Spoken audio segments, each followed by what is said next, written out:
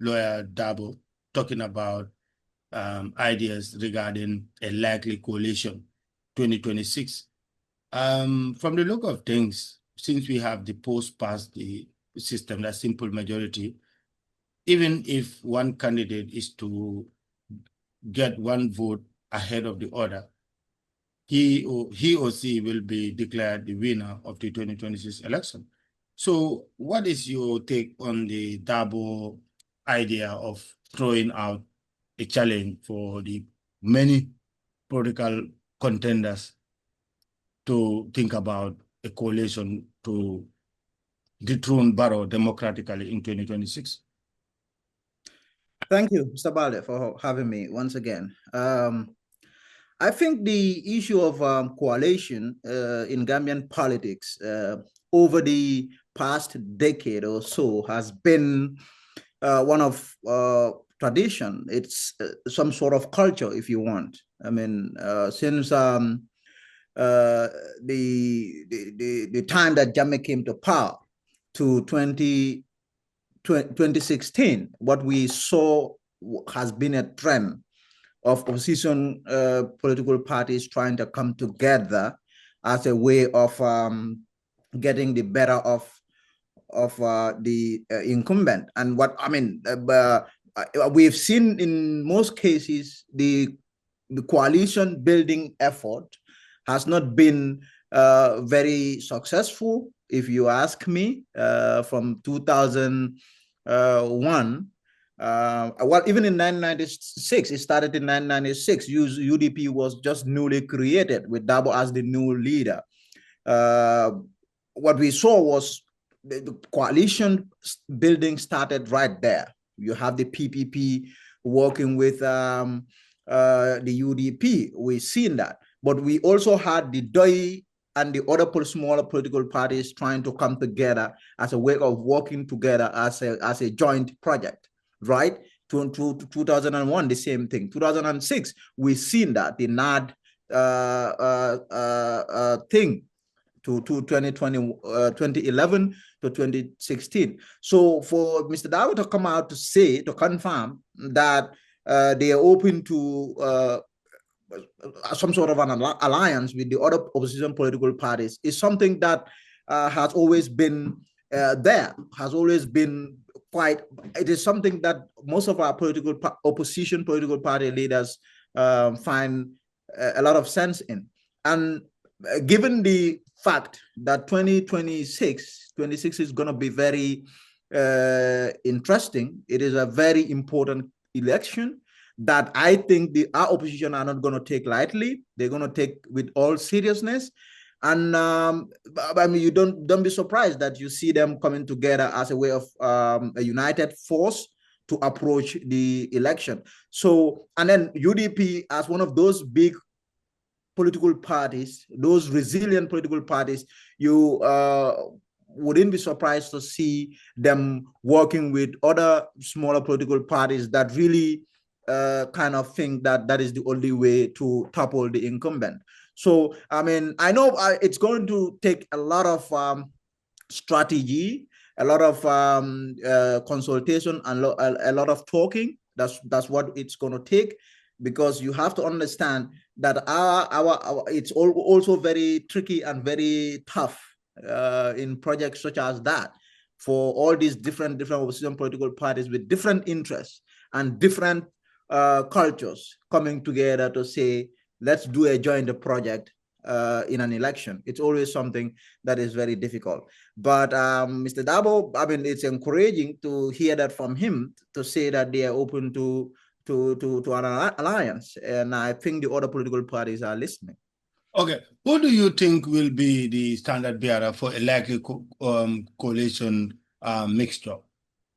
A little too early, but I know all the top leaders that we have out there would be interested in the role, in the job. And that is where it gets a little tricky and tough and complicated, because you realize that UDP are just coming out of a very difficult episode. The history of Mr. Talib Bensouda quitting the party is something that UDP is reeling from. But then you have a lot of top leaders out there who are just starting out, who want to lead, who want to be president. And all of them would be open to the idea of a coalition, right? But when it gets to the very selection, of a standard bearer, that is why it gets tricky. That is where you have to have a compromise as to who really is going to lead.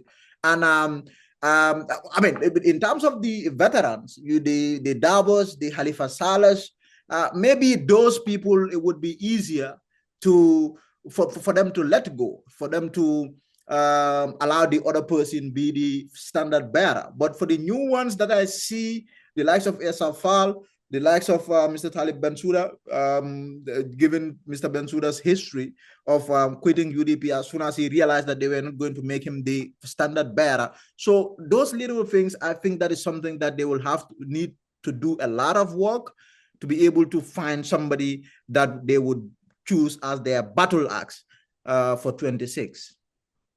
What about the funding aspect, money? I mean, things are dry as it is now. People are complaining about, basic necessities.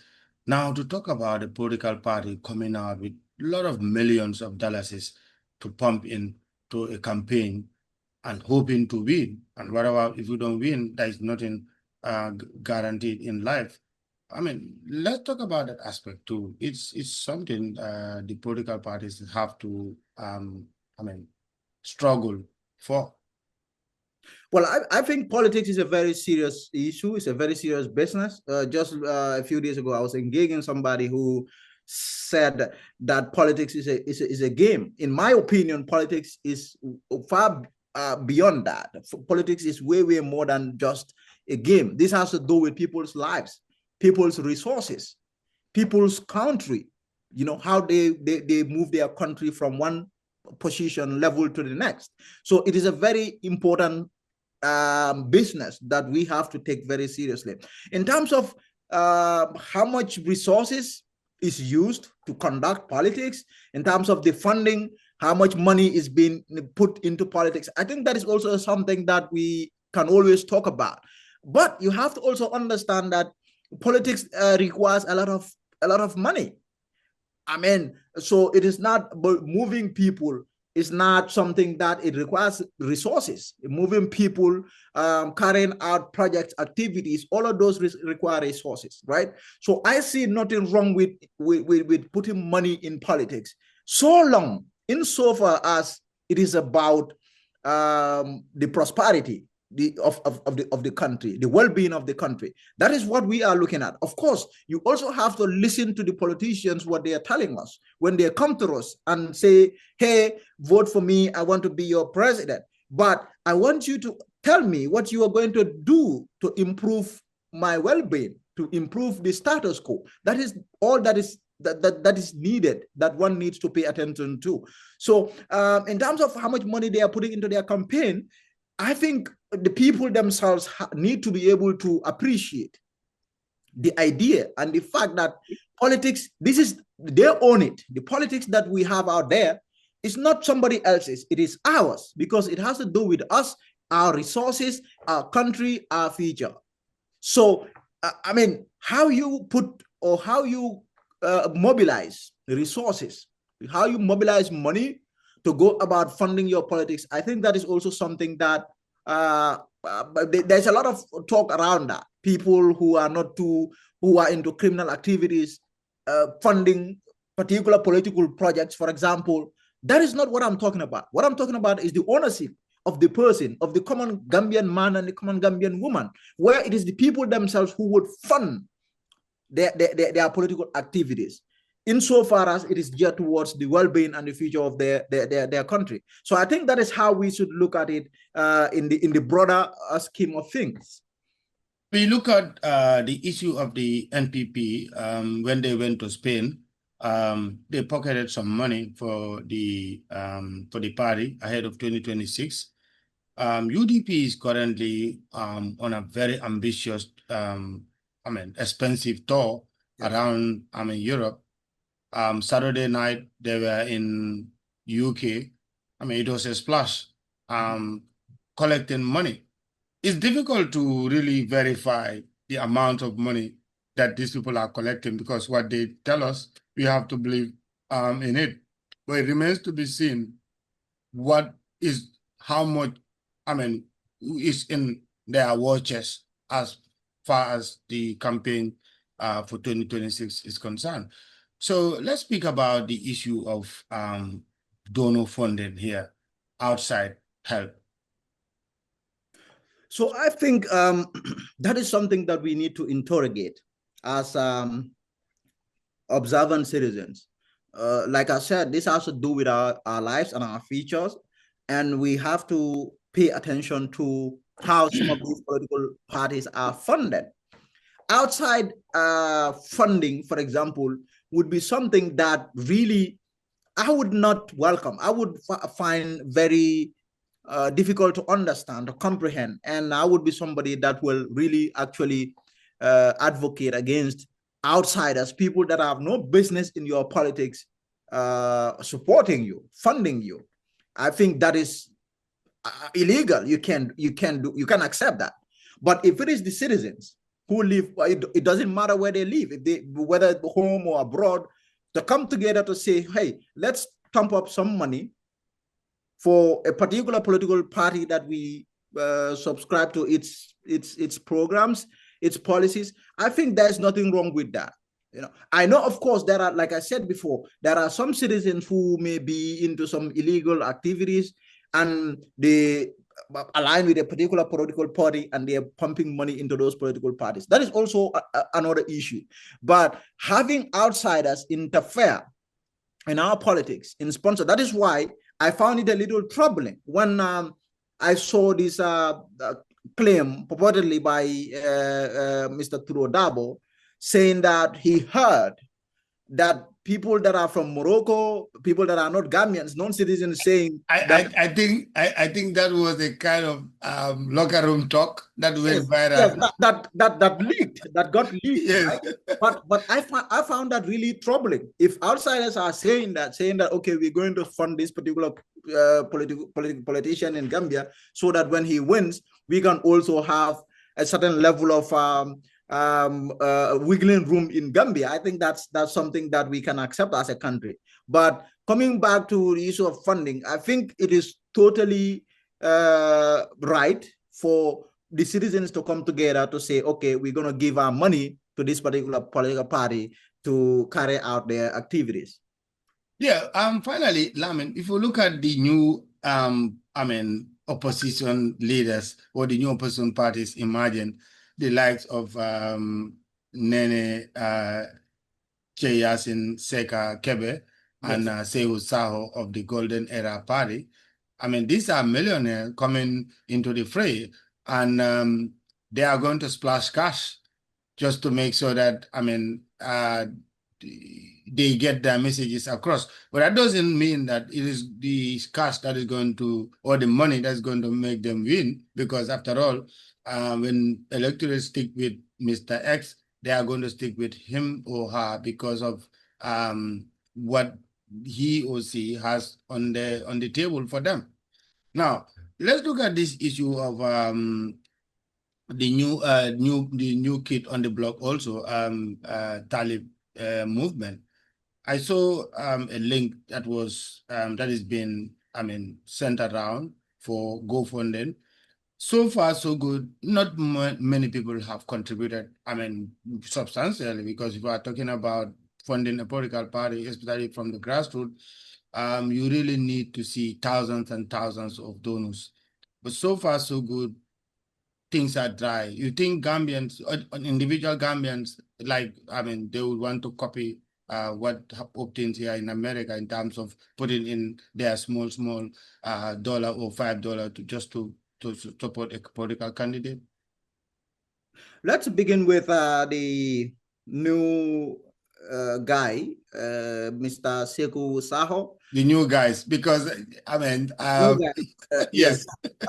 And then there are so many newcomers. Running mate, right? Nene Cheyasin Seka. Yeah.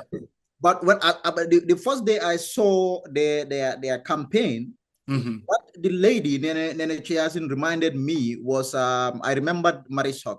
when Marisol came back home to say that she was going to run for president. I remember I was the first to interview her. And I found it quite interesting that somebody who lived in abroad for a very long time was back, female, wanting to be president. But but it was a lot of roadblocks. I followed her campaign quite closely, and I realized that there was a lot of roadblocks in terms of where her campaign was headed. And due to various reasons, these are people that have their mindset that is different. People who live in the diaspora too long, who really did not understand what obtained in Gambian streets. I mean, of course, they appreciate and they fully understand the problems of the country. And when they talk, you see that these are people who really understand, who really can change things. But there was a lot of problems in terms of culture. For example, there was a mismatch instance, because in the Gambian context and in the Gambian culture, one thing that we have for far too long that has existed, that has been there, has been the issue of what I would call rice and stomach politics, right? The people are so poor. People are so poor. So as soon as you launch a campaign or you announce that you want to be president, and that is where the issue of civic education comes in, because people expect that you are literally going to help them with their rice, with their food, with their shelter, with their everything, right? As a candidate, I'm not talking about you being president, but as a candidate, somebody who is just out there trying to be president. So that is how the people look at you when you come in. But for somebody like Marisol, when you ask her, she say, okay, I'm not going to give nobody no money, because that is how she grew up.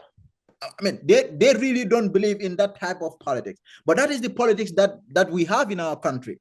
A lot of people would support you for simply buying them a bag of rice. So how do you work around that? I know, well, there's a lot of activities going on with Mr. Seku Sao and Nene Chiasin. I see the other days he was meeting with the ladies in their gardens, helping them with a water tank, for example, or helping them with their irrigation system. But there is more to that.